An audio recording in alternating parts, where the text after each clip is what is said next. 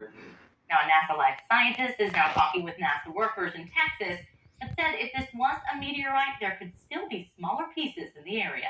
And numbers show we just had one of the warmest Februaries on record here in the Miami Valley. We stopped by Brumbaugh Fruit Farm to see what this means for the farm's crop. The farmer here said not a lot of rain in the fall and a milder winter has him predicting about an 80% return on apple trees.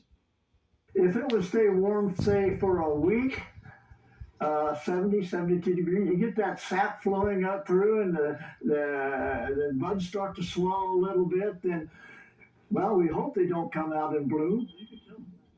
But he said it still is a little bit too early to know what this is going to mean for his peach crop. We want to show you some more videos of hail from people that sent this to us today after those storms rolled through the Miami Valley tonight. This is from the Centerville area. Now you can just hear that hail falling, and you can see just how much of it fell in parts of our area. And now, your Storm Center 7 forecast with meteorologist Robert Gauthreaux III. Robert Jones this night talking about not only breaking a record, but I'd say shattering a record. You've got a very good perspective on the difference in numbers that you saw. I think so. And I mean, I've been on television for just about 10 years, and at least in my experience, this is one of the most significant maximum high temperature record we've broken. I mean, yeah, I think it's deserving of the term shattered. This day in 1976, March 1st, we had a high temperature of 66 degrees. And that was the record for a long time until today, when we hit 75 degrees. That's a 9-degree difference. Sometimes we're looking at maybe meeting a record or breaking a record by 1, 2, or even 3, but 9 degrees? It was a very warm day, abnormally warm for us here, but a cold front did move through tonight. That's why we saw a few showers, and here it is now, just off toward our east. See, we were sitting right here in this nice little warm pocket just south of that warm front, but now that this cold front has pushed through, it brought a couple storms, sure, but we're going to start seeing cooler air filter in across the region. We'll have a pretty quiet Thursday, actually.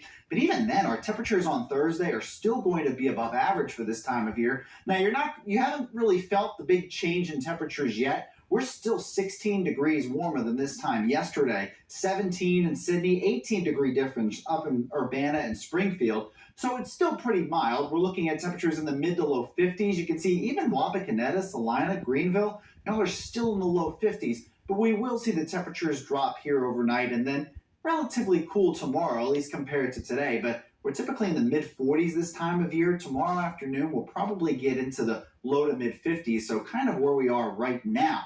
So it's definitely a warm day. The winds have also changed as well because of that cold front. So you'll notice that since the cold front has passed, winds are coming out of the northwest. That's what's bringing all the cool air here. We'll start to feel it here soon enough. But if you look, too, at the bottom right of your screen, you'll notice how winds are more out of the west or even a little bit out of the south. That's because that's where the front is. And so when that front comes through, it changes the direction of those winds. So tomorrow, yeah, a little bit cooler, but still above average. Friday, though, that's looking to be a little wet and a little windy, leading into a chilly but dry weekend. So over the next 24 hours, you'll notice we'll get down to the low 40s and upper 30s in a few spots. And then, yes, getting into the mid-50s tomorrow. So it should be a pleasant day. We'll actually see some sunshine. Right now, we're still a little bit cloudy, but that cloud cover should clear, I'd say, before sunrise. And you'll see some sunshine heading into Thursday. Still some passing clouds, but not a bad day Thursday. Later Thursday evening and then into very early Friday morning, you'll start to see some rain creeping up here from the south,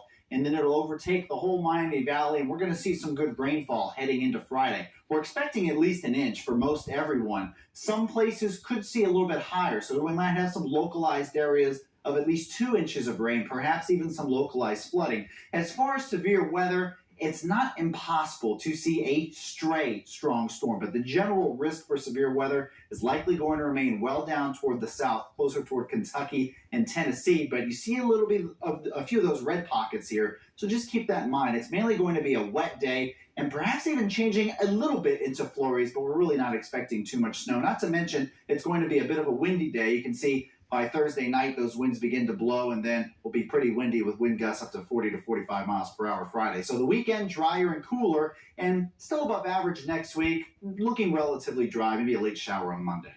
Robert, tonight, people tell us they have new concerns about how they're going to feed their families.